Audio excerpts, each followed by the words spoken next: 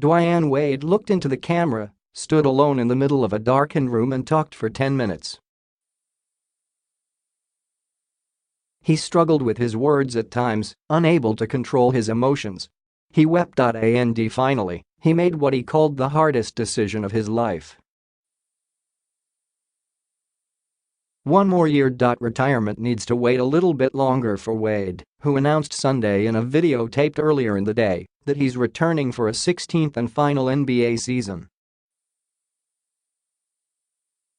He basically spent the entirety of the last 4 months weighing his options, and retirement, even just a few days ago, was an extremely real possibility in his mind. "I've always did things my way," said Wade, who is expected to sign a $2.4 million, one-year deal later this week. "Whether they've good or whether they've been bad, I got here because I've done things the way that I feel is right for me and right for my family. And what I feel is right. I feel it's right to ask you guys to join me for one last dance, for one last season. This is it. I've given this game everything that I have, and I'm happy about that, and I'm going to give it for one last season, everything else I have left." Wade is Miami's career leader in points, assists, steals and games played.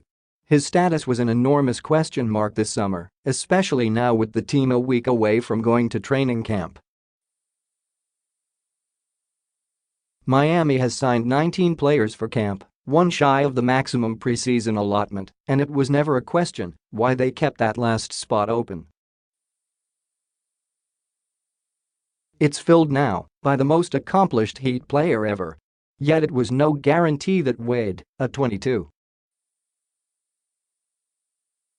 5-point scorer for his career, would return. His decision took longer than some expected, partly because he was deciding what he wanted to do, partly because he was dealing with some personal business and some family business, and partly because it took him and the Heat some time to figure out what made sense for both sides.